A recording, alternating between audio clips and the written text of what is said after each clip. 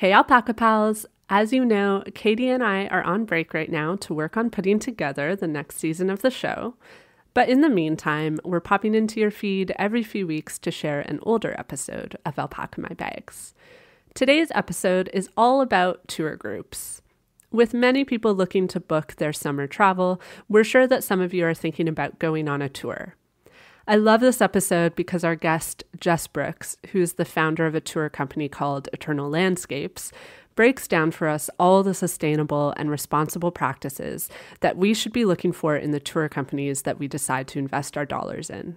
So with that, let's dive in.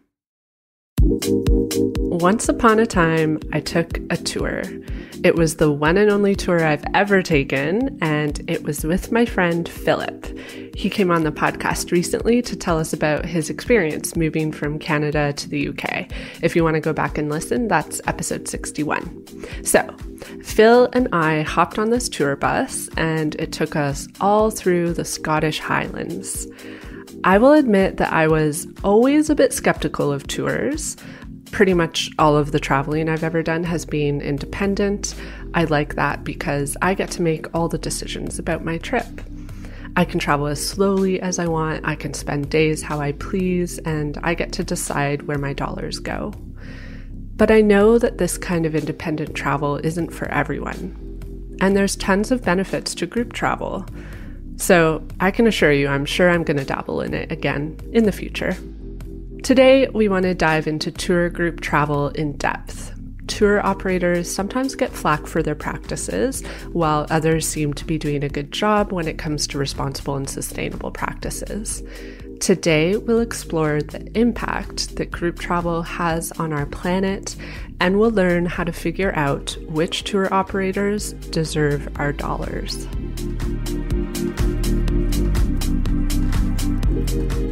Here to discuss is Jess Brooks. She is the founder of Eternal Landscapes, a Mongolia-focused tour operator that aims to keep the benefits of tourism within the local community. Welcome, Jess. Thank you. So tour groups are a really popular choice for travelers for lots of reasons. I think the main reason is probably because lots of the logistics of your trip are taken care of for you. So a tour group will usually provide you transportation and itinerary, and it'll take care of where you stay. So you don't have to think about any of those things, which is great. And I totally see the appeal of this. Are there any other reasons that you think tour groups are such a popular and a good choice for some travelers? Yes, I think they provide a framework for someone with a specific need. Often we get independent travellers or people that have travelled independently before, but now have a very specific time frame. So maybe they have family, or maybe they have full-time work and they want to experience a country, but they don't have the time to do it independently. Another example is accessibility. So you have people now with illnesses or disabilities or accessibility issues that want to travel. I mean, some of them may have become ill since they used to travel. You know, maybe they travelled independently previously, or some people with disabilities actually want to travel and have the right to travel. And often it's hard for them to manoeuvre through the logistics of travelling independently. And so tour groups can help them navigate those challenges. Another example, female travellers. Safety in numbers, and especially if the company is providing a female guide as well. So there are different sort of reasons why people do join a tour group. It's not just ease. There's also, everybody's sort of got a personal reason as well. And I get the sense that there's like different sort of styles of tour groups as well. I know I took one in Scotland that was very like youth focused. So it was all like people in their 20s and it had like a specific vibe to it. Whereas I've seen like other tour groups that have other angles and focuses. So it seems like there's a lot of diversity in the sort of type of tour that you can take. There really is. And that's something that when you're looking into traveling to a country, you have to look at what the actual style is, and not just the sort of the focus of the company, but also the style of the trip. As an example, we at Eternal Landscapes, we don't offer highlight tours. So highlight tours are we call them bucket list or must-sees or ticket off or highlights. We don't do that at all because that tends to make it quite fast-paced. And often highlights are only created by tour companies or by guidebooks. It's not necessarily that the local people in that destination consider them a highlight. So we at Eternal Landscapes, we don't do highlights because that often creates that sort of sense of urgency. And also it can change who is attracted to your style of tour as well. So if you just try and make it more about experiencing the country as it is experienced by the locals, then you open up to a wider group of people. And that's what we find makes group tours quite exciting for us anyway.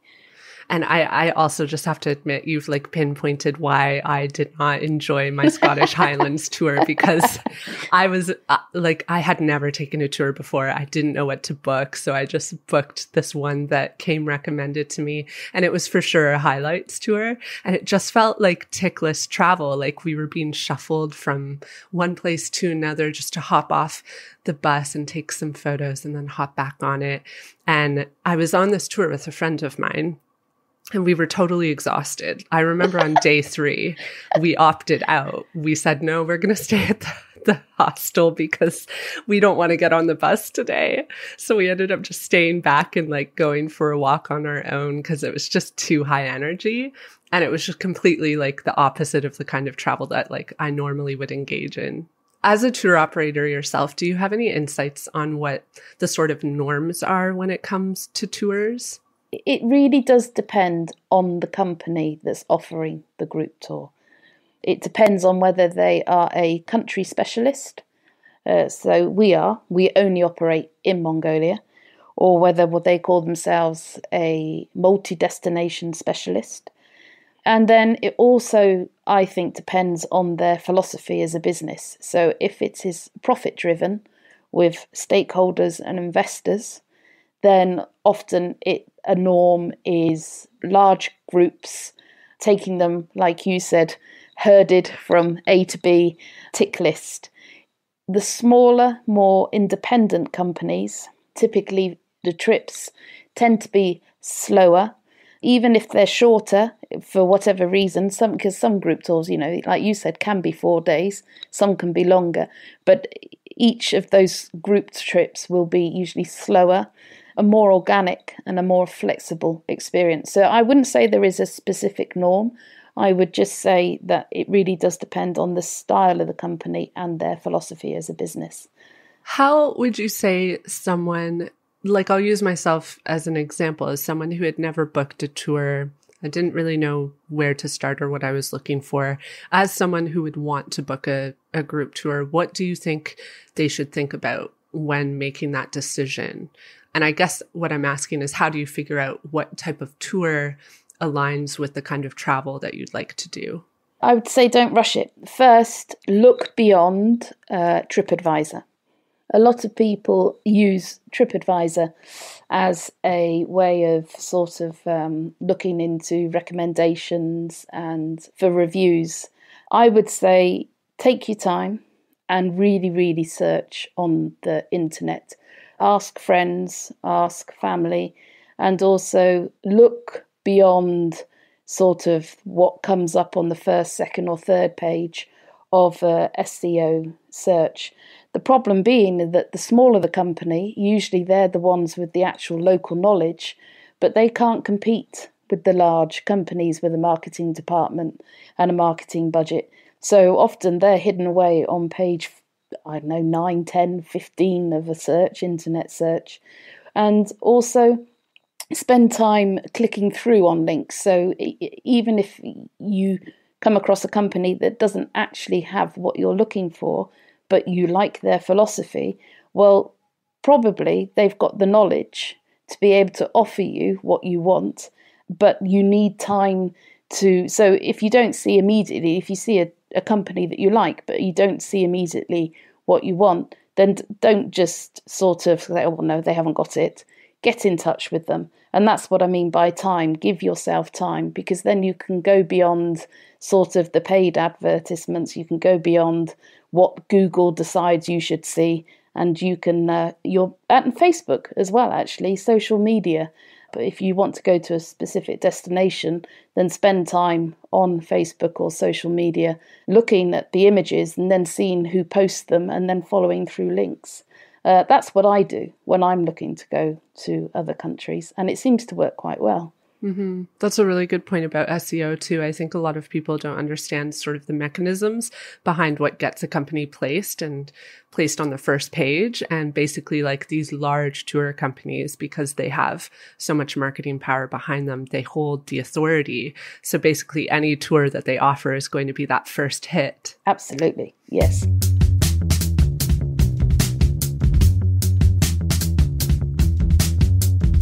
So I've seen some debate within the travel community about whether or not tour groups are a more responsible way to travel than independent travel. With independent travel, you have full control over where your dollars go, which I believe is a good thing. It just places the responsibility of making the right choices on the traveler individually. But with group travel, you have less control over where your dollars go. And this is where I see criticism of operators sometimes coming up, because there are tour operators that are great for hiring locals and working with local businesses, which means that your dollars are going back to the communities you visit, but some of them are not doing this. So as a tour operator yourself, what do you think in general tour operators are doing right and doing wrong? Wrong, I would say. Often they are selling a country based on a stereotype or a cliche. As an example, for Mongolia, if you look at websites that are selling a tour experience, often it will say, come and experience a country where little has changed or the way of life hasn't changed since the time of Genghis Khan. And that's false. Mongolia is a very exciting destination. It still has a traditional way of life, but the local population fully embrace 21st century. And also they're very good at change and they're very good at adaptation. And that's not a new thing. That's been part of their culture for centuries. So definitely for tour companies, tour organizations, they sort of put across this false stereotype, this false cliche. What they do right is, I think, if they have the country where they really care about the country where they're operating, and this does depend on obviously the tour company and its size, but I think they can really, really put support, structured support, positive structured support back into the local economy. That's through many different means. That's through tax, that's through social insurance, it's also through obviously employment, but it's also education as well. Because often if people are employing local people, if it depends on the company, if they're just employing guides that work the tourism circuit and work for different companies, it doesn't work always. But if they are creating employment opportunities, then often what they're doing are inspiring these people that have the opportunity to work in tourism, and then that often filters down. So what we've noticed is we employ only female guides, and we have a low season training program. It's completely free, and any Mongolian woman can join it after we've interviewed her. And what we've noticed is what they learn, a lot of them are teachers, and then they pass that on to their students or on to their own children. So that's something I think that it can be done right, is the impact, the positive impact that a company can have back into the local economy and the local community. Again, it comes back to very much the size of the tour operator. And there are some big companies, there are G Adventures, Intrepid, they're B corporations. They really are doing a fantastic job at working as hard as they can positively in the communities where they're running trips. But of course, there are other larger or same-size companies which don't have that focus. It is very much about being profit-driven. So from my perspective, those are two things. Not necessarily, there are many, but the wrong is definitely perpetuating this stereotype. And then the right is actually supporting the community and the economy in a very positive way. Mm-hmm. And you also mentioned earlier in our conversation that Eternal Landscapes is focused only on Mongolia rather than multi-destination. Why, when you get into like tour companies that are going to multiple destinations or countries, are you going into bad territory?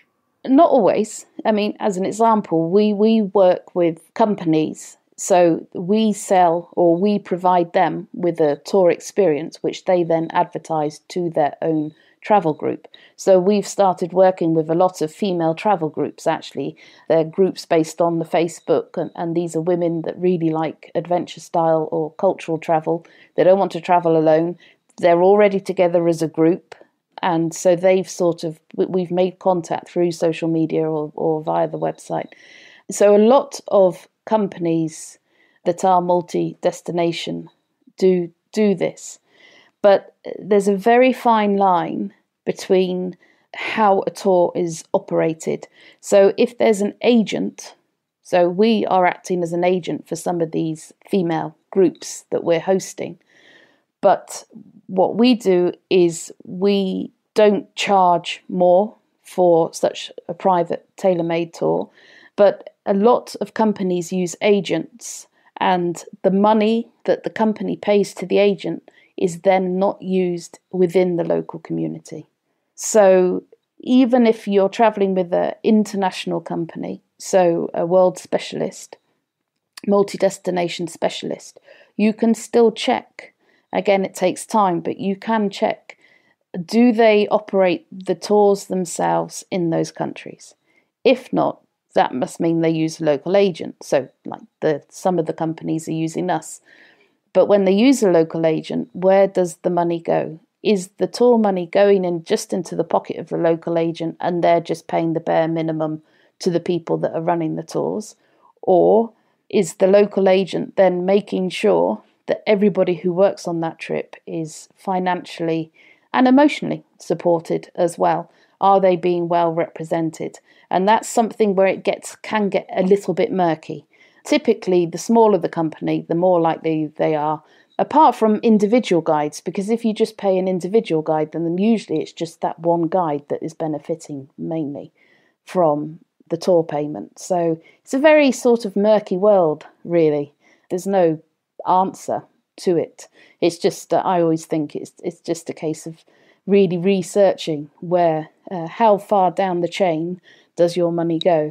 And that's one reason we actually applied to be a social travel enterprise, because we wanted to prove that the money, when people pay us, it really does sort of transfer further out than just sort of the main beneficiaries. So myself and my business partner, Tura. Mm-hmm.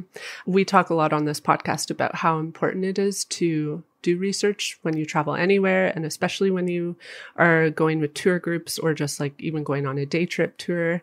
And one thing I've thought about is like, it's a good thing to ask questions. And I know I myself have emailed companies to ask for the information that I can't find.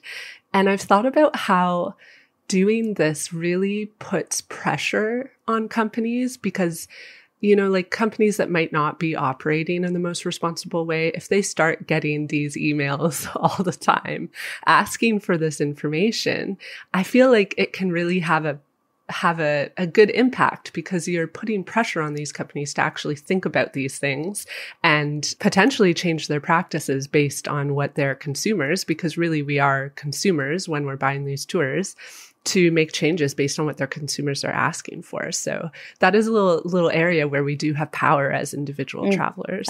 Yeah, definitely. And in a way, that's what, when we created Eternal Landscapes, when I say we, I'm the founder together with my Mongolian business partner. I think because he's always worked in tourism in Mongolia, I started out as a tour leader working for a UK-based company, but in different destinations. And you could see the impact, positive and negative, that tourism had. And so I think we decided, without really talking about it, that we wanted to make sure that if we were going to do this, if we were actually going to commit to this, then we were going to do it in the only way that made us feel comfortable. And that was making sure that we had as positive impact as possible. And so one of the things I've learned to do is to be very open to receiving emails, because I think if you can be open and you can show that, we make mistakes, we're human. We don't have this marketing team, we don't have this marketing budget. So it's myself and it's Tura and it's our team that provide, it's a team of drivers and a team of trip assistants, and then the families that we work with. So that's it. That's who we are. And yes, we're human. We make mistakes, but I'm always open to receiving those sorts of emails. And I see it as a journey because you learn things as well. Sometimes people ask a question that we haven't actually thought of, or they raise something that we haven't thought of. And so that can lead us down a path as a company. Somebody asked quite a few years ago why we didn't have our responsible tourism policy on the website. And it was just an oversight. So on it went. And it gets revised. So I find it quite exciting. I like those challenges. If somebody does challenge us on our philosophy or what we do, it stops it all getting a bit mundane. If you're being bombarded by inquiries, which is fantastic, but sometimes those challenges take you out of that a little bit and make you realise the excitement behind, why you set up the company that you did. So to anybody that's listening, go out there and do challenge. I think it should become part of the sort of planning process, really, for anybody looking to book a trip. So go ahead and do it. Yeah. I can even say, just in hosting this podcast, we get feedback often from listeners, and it's not always easy to hear or to read, but it always helps us grow. And it's become something that's really integral to this show, because we have to recognize, we're not an authority. The show is just about learning together. I am learning just as our listeners are. And every time we hear from a listener, their perspective on something, it really helps us to shape our own perspective. And it's really integral to the growth of the show and just our thoughts about responsible travel as well. I think it's important to have that kind of open dialogue. Absolutely. You might just sometimes need an extra cup of tea to, to give you the strength to read through it. But I think it's important. I really do think it's an important part of running any kind of enterprise or business, that you have to be open and accept that you're not perfect and to respond to feedback. And if you do that, if you have the flexibility and the openness to do that, it can lead you on a very exciting journey. You touched a little bit on it, just about the impact that tourism has on destinations and countries. And could you talk a bit about these impacts, maybe the good parts and also the bad parts? And this isn't specific to tour groups. It's more just about tourism in general. A bad impact would be swamping a destination. And that can be any size of company. It really could. Peak season, there's always a peak season. Every country has a peak season. And peak season is when a majority of companies will make their maximum profit. So it can just, we've all heard the term over tourism, and in a way that's quite similar, but I call it something different.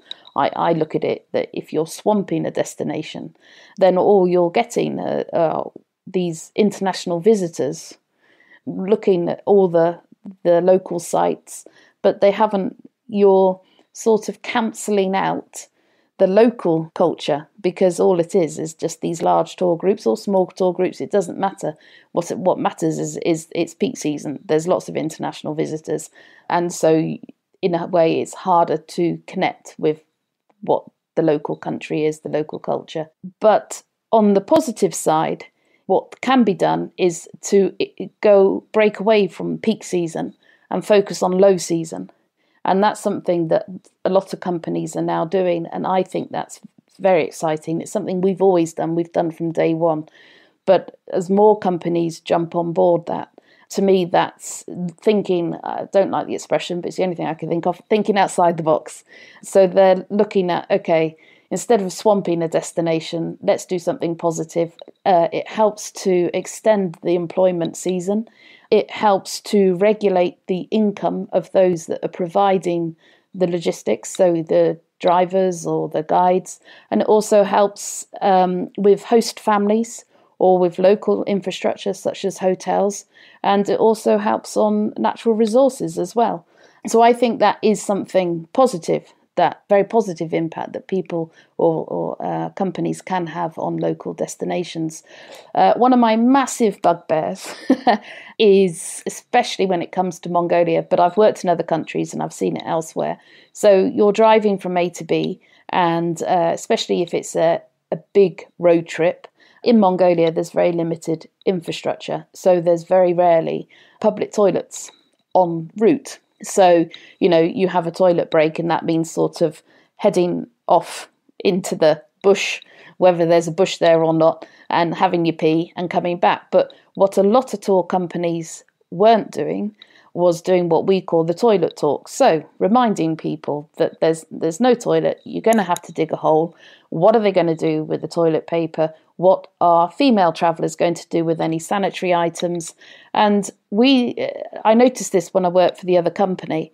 And so when we set up Eternal Landscapes, we decided, okay, we can't resolve this on our own, but what we can do is do the toilets. So I trained our trip assistants to do the toilet talk on day one. So, and it doesn't always work. It can't work if it's pouring down with rain and or it's blowing a hoolie, or it's winter and the ground is frozen solid and you can't actually dig a hole. So there are always challenges to it. But that's probably one of my biggest bugbears about the impact that tour companies have on a destination. And it would be so simple to be resolved if all companies just sort of highlighted to their travellers what to do during the toilet break when there aren't actually any toilets available. Mm-hmm. And so I guess a bit of it is there should be some onus on tour operators to take the time to educate people on tours about local issues and local practices that they can do to reduce their own impact while they're there on tour. Absolutely.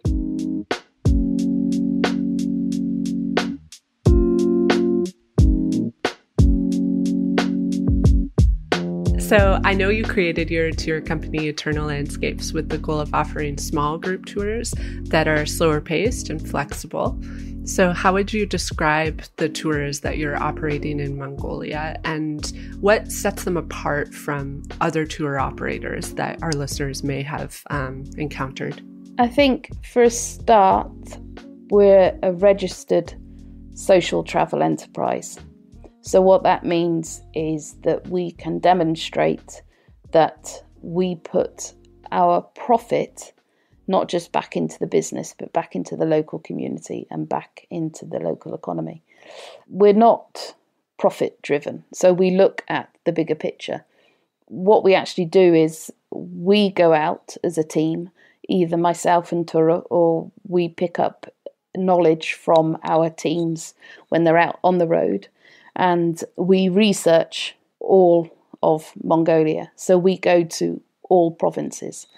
And then what we do is I receive the information and it just stays on a Trello board. It just hangs out there. And then I look at ways, we look at so Mongolia has 4 very distinct seasons. So we look at those seasons and we look at what local people do within those 4 seasons. So would a Mongolian typically go on a camel trek in the height of the summer in the Gobi Desert? No, because it's just way too hot. So we're not going to do that, even though that would be the optimum time for profit. So then I create these experiences based on our own research and based on what sort of works within the Mongolian seasons as well, what's more natural. Also, Mongolia, we look at 21st century Mongolia. So as I spoke about, the stereotypes and the cliches, let's get rid of those. So let's then put 21st century Mongolia within those itineraries. Part of that in the low season, so our guides are all women. That's on purpose. I'm a female. Somebody gave me an amazing opportunity, and so I wanted to be able to do that for other women as well. And also in tourism, there's very much a circuit, as I mentioned, I think. So guides often work for multiple companies, and they just do what I call the tourism circuit. But what happens when somebody wants the opportunity to work in tourism. It might be for financially, it might be for a sense of adventure, it might be just for time out for themselves, having brought up a family. It might be to help further their English so that they can study abroad, all different reasons. And what happens if they're not given the opportunity to do it? Often you hear, how do I get the experience to be able to do something? So we decided, okay, we're going to provide the experience, and we do that as part of our low season training school for Mongolian women. And it's very informal. We just do it once a week in the low season in our office, and often we run trips outside as well. And it's just a way for them to develop their confidence. And then once we decide that they're ready, we put them on trips, and together with a team of our male drivers. And our trip assistants tend to be younger, more dynamic, and our drivers are older, more traditional. They're all men, and so it's a balance we find works very well. And so our group trips were actually created as a way of being able to showcase the skills and the knowledge of our team, and also then the families in the projects that we work in long-term community partnership with. So rather than being, okay, how much money can we make? How many highlights can we put in? It was a case of, okay, how can we showcase the knowledge, the skills of our drivers or our trip assistants together? And, okay, where are these families that we work with located? How do we create an itinerary that fits in that as well, and also works within Mongolian culture and traditions? And the fact we limited it to 6 was because when I was a tour leader, I worked for a company and they did do small groups, but I came across companies where maximum tour size was, 24 plus. And I thought that, no, I just can't. And I've handled tours of 24 and I struggled. And I thought, no, Mongolian gear, if you have 24 people in there, again, it would be swamped. You would be swamping, the whole of the actual local experience. And it'd be more about Westerners talking about, how they did Bhutan last year and how next year they're going to go to Madagascar. And so we didn't do a profit and loss sheet or forecast, which maybe we should have done. But that's how we came to what we decided we would do, the maximum group size of 6, and it works very well. I did notice, looking at the tours that you offer, each of them seem to be focused on sort of one central experience. They all have a sort of theme to them. Could you talk a bit about the different themes that are offered and why they're offered in that way? Yeah, so Mongolia is quite a remarkable destination, but it's very diverse. So not just the landscapes, but also the ways of life as well. If you read quickly about Mongolia, often it comes up about the herding way of life, and that's an integral part of Mongolian culture. But this immensity of landscapes as well also creates a diversity of life. So you have the throat singing, you have remarkable musicians, you have in Western Mongolia the Kazakhs, and they still retain the tradition of hunting with golden eagles. So what we try and do is look at, I have a list, an ever changing list of what is Mongolia, and we try and incorporate then. So if we're going to go to Hovsgol, which is Mongolia's largest freshwater lake up in the north, what do they have? What sort of is part of their culture? So not just the landscape, but how do people work within that landscape, and what do they celebrate in that landscape? As an example, they're called the Dahad, one of the ethnic groups. So in the winter, they travel on Hovsgol Lake on these horse sleds that they have created. So that's why we then decided to offer that experience. Camels, not everybody, but if you think about Mongolia, often you think about horses because of their skills with horses, but also what a lot of people don't realise is that camels, for centuries, the main way of crossing the Gobi Desert was by camel train. So from Ulaanbaatar, Mongolia's capital, down to Beijing. And so more than 5 days on a camel gets very painful, and most people can't even handle 5 days. So we're not going to do that. I couldn't handle 1 hour on a camel. Exactly. We do recommend people bring padded cycling shorts. But, we thought, well, how can we sort of get across what those camel trains used to be? So our Gobi trip, 2-day camel trek. And of course, with vehicle support, so they can get in the vehicle. They don't have to stay on the camel the whole time. But that's how we looked at what is Mongolia in its diversity. And I'm always happy to be proved wrong, or if one of my team say you've forgotten this, then we do the research, we explore it. Can we incorporate it?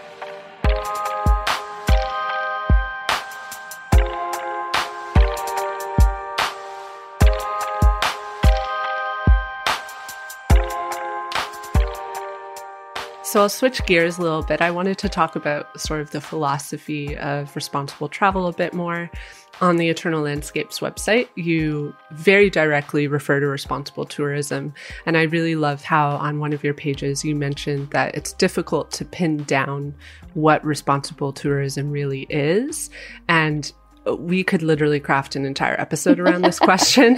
And I know I myself have debated the meaning of this phrase over the years. I think personally I've landed on responsible tourism being a sort of approach to travel that is sustainable and regenerative and focused on giving back to the communities that we visit. But I also think it has a sort of educational aspect, you need to have a sustained dedication to learning about your impacts as you travel.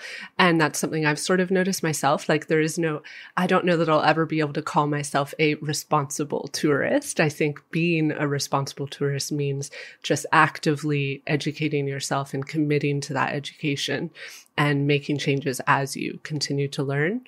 So what would you say responsible tourism means to you? I thoroughly agree with that. Just because we say we're a responsible company doesn't mean that it's not just one size fits all. So education, we should always continue to educate ourselves, whether as an independent traveller or whether as a tour company, as to how we can be responsible. But I think it's all about respect.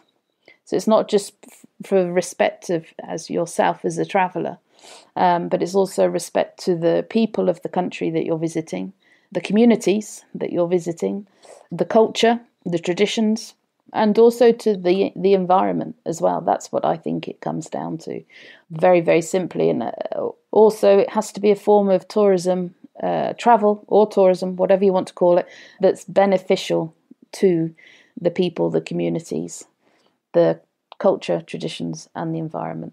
And that's what makes it so difficult, because it's so open. Yeah. Totally agree. And I feel like what is responsible and beneficial can change depending on where you're going. It's not like you have one single playbook for every destination. Exactly. I also wanted to touch on the phenomenon of greenwashing, which is basically when companies co-opt the idea of sustainability to market products under the guise that they are eco-friendly. So much of the time they will appear environmentally friendly on the surface, but then behind the scenes, these companies aren't actually living up to that promise. And I think that this concept can be extended and applied similarly in the world of responsible tourism. So I have noticed, especially in the last decade or so, many tour operators and bloggers and other people in the travel space are beginning to use this phrase. And I think that sometimes it can go into the territory of lip service. So do you have any tips for how travelers can figure out how genuine a tour operator's promise of responsible practices really is? Again, it's about spending time on the website, I think, and following through the links. So often on a website, you have down the bottom all the membership icons. So one way is you can question the company. So if they say they're a member of, as an example, Tourism Concern, they no longer exist, unfortunately. But it was all about sort of the impact that tourism has. And were they just a signed up member? So you made a donation of a membership fee and that was it? Or did they actually take part in blogs or in campaigning? That, I think that's important. How much time? Because it's very easy to become a member of something if all you have to do is fill in a membership form and send off a membership fee. But how much time do they actually, the company or the individual guy, doesn't matter, dedicate then to either sort of promoting the philosophy of that sort of their membership group, or working with them, or campaigning, or educating, and it should all be able to be found on the website. And if it can't be found on the website, then like you said, send an email and you can ask. And a company should be able to, as an example, we have always measured our impact, but it's not something I ever put on the website. And then because of the COVID, I got given a bit of extra time, and so I there is no actual set way to measure your impact. But I decided, well, I want to measure. So which families? So we work countrywide with a network of families. So to make sure that one family wasn't receiving we weren't swamping one family and one family was only receiving a minimal amount of support. That's something that it comes under the guise of responsible tourism. So there are other ways rather than just memberships, which I think are important. You can also sort of look behind the scenes. So companies should already, there's a big focus on now plastic. Well, that should have been from day one. Day one, we never ever provided water in, drinking. We never purchased drinking water in plastic bottles. We've always, from day one, provided them in 2 20-litre containers, which we refill en route, and we invite our guests to bring their own drinking bottles. True, they still purchase drinks en route, because when you're in the Gobi and it's 40 degrees, you want a cold drink. You don't want, and you see a fridge in a shop, you're excited that the fridge is actually on, and you're excited, even if you never drink Coke, suddenly there's a cold Coke in front of you, you're going to purchase it and you're going to drink it and you're going to love it. But I think it's time. Look at the website, email the companies, go beyond the spiel that's actually on the website. And even because often you can actually reach out if there's a company has a community Facebook group, ask to join it, and then ask other travellers on it as well. So give yourself time and go beyond just what's on the homepage of a website. Mm-hmm. And actually, I can bring up a tip that we learned from Natasha Daly when we talked to her about wildlife tourism. This episode was, I think, last season. She was sharing with us sort of the philosophy around how to figure out what is a responsible way to engage with wildlife. And a great tip she gave us was to look at the bad reviews of companies and tours, because if someone has noticed something questionable, that's where you'll find their commentary. So I do that now always. It's really good though. It's yeah. The bad reviews in a way teach you more. Yeah, for sure. I also have to just share a quick story about drinking Coca-Cola when you're traveling, because I never drink Coca-Cola at home, like just don't have a taste for it. But when we were in India, I would drink it every single day. There would be a shopkeeper on the street like selling it, and I would just have to have it because it was so boiling hot and I just needed like the sugar rush. But it was really cool because in India, they still serve it in glass bottles. And so you would buy your glass bottle of Coca-Cola, and the first time we did it, we bought our bottles and we started walking away, and the shopkeeper came running after us, yelling at us, because you're actually supposed to give the glass bottle back to them because they refill them. So I know that your company has a sustainable tourism strategy that you share on your website. I was hoping you could explain the sort of pillars of the strategy and how they're supporting responsible tourism. So when was it? 2015? The United Nations created the Sustainable Development Goals. There are 17 of them. And it's basically to a global agenda to stop or prevent poverty, inequality and climate change by 2030. And tourism can obviously be part of that. And so I studied the 17 goals, and we use 6 of them as part of the framework for our sustainable tourism strategy. So I'm going to read them off.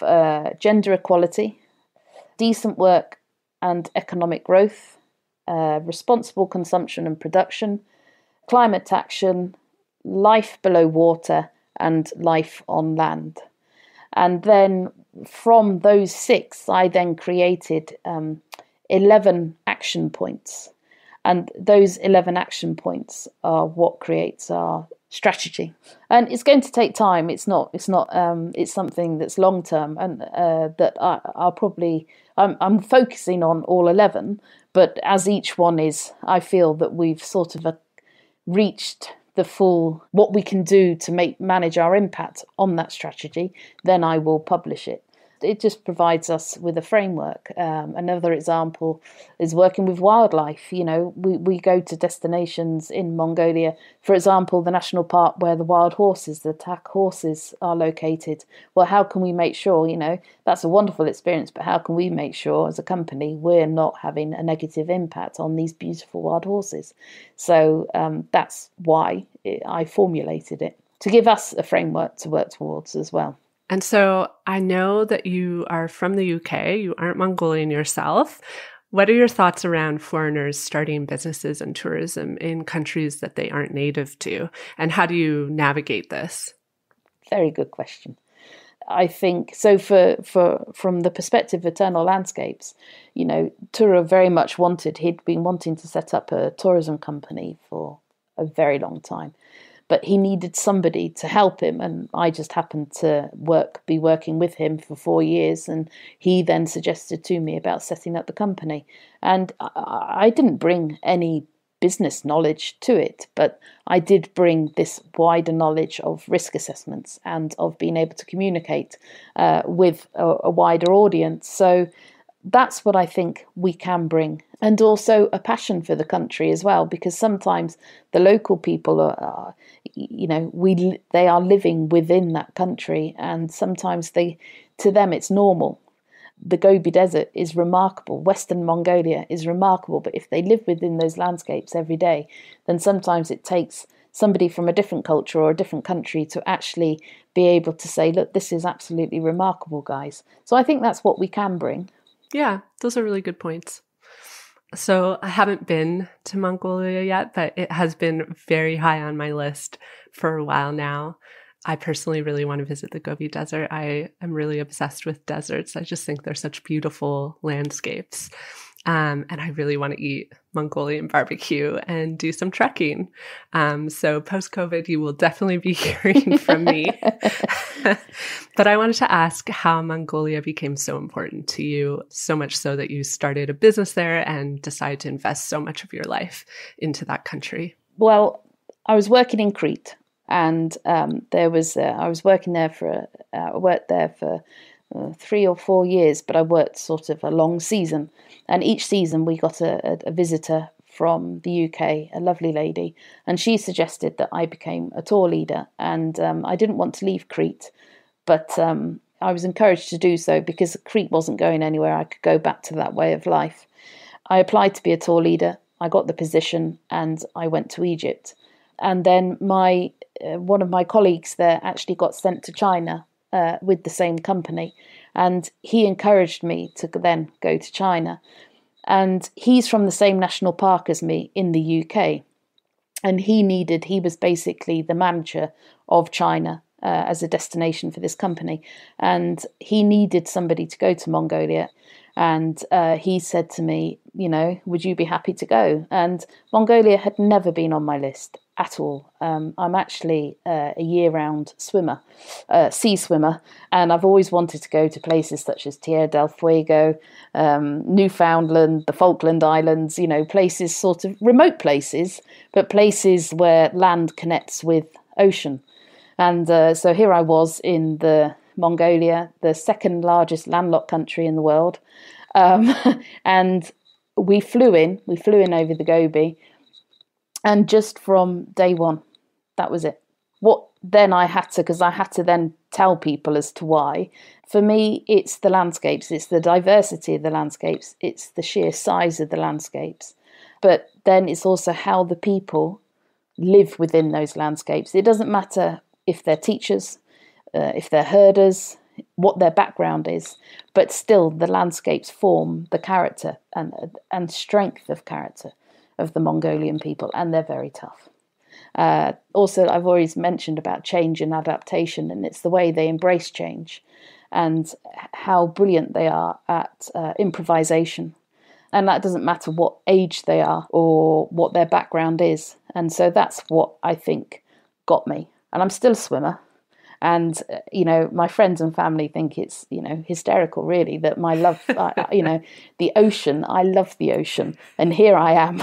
And it's been 2006 was when I arrived. And this is the longest that Mongolia closed its borders and I couldn't get back because I was visiting in the UK. And so this is the longest I've been away since since I first arrived. But one thing you mentioned about wanting to visit the Gobi Desert. For me, I love the power of the ocean. And the Gobi, there are place names in the Gobi, such as Erdendale, which means jewel ocean. There's also Bayandale, which means rich in ocean. And then Hovskul, which is the lake up in the north, the freshwater lake. Mongolians call it Dale Edge, which means Mother Sea.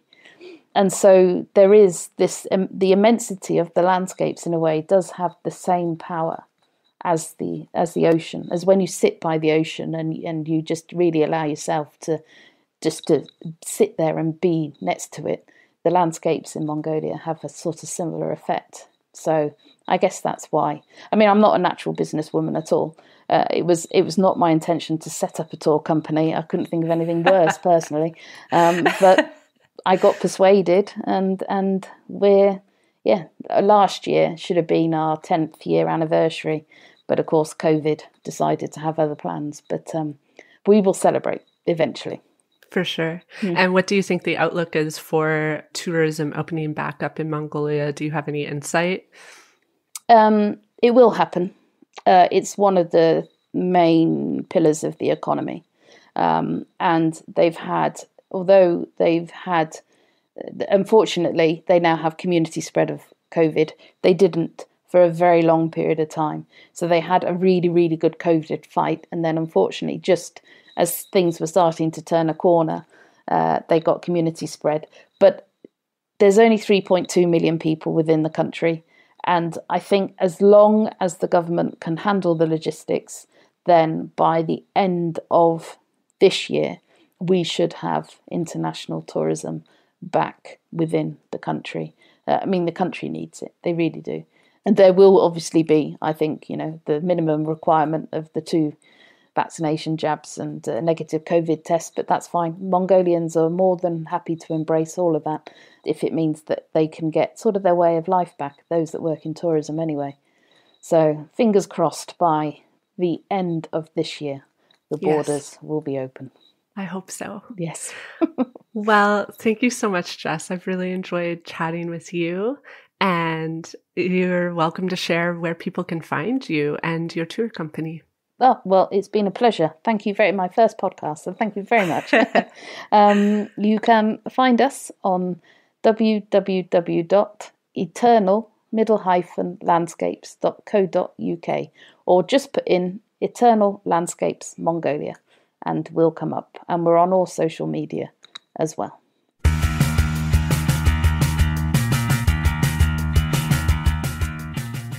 Alpaca My Bags is written and hosted by me, Erin Hines, and produced by Katie Lohr. Do you want to support this podcast? If so, there are a few ways that you can. You can leave a review on your podcast app or show us your love on Patreon. Pledging $5 a month or more directly supports the making of this show. The link to our Patreon is in the show notes. That's all for now, Alpaca Pals. I'll talk to you again in 2 weeks, and I hope you all get to alpaca your bags safely and soon. Hopefully we can all go to Mongolia in 2022.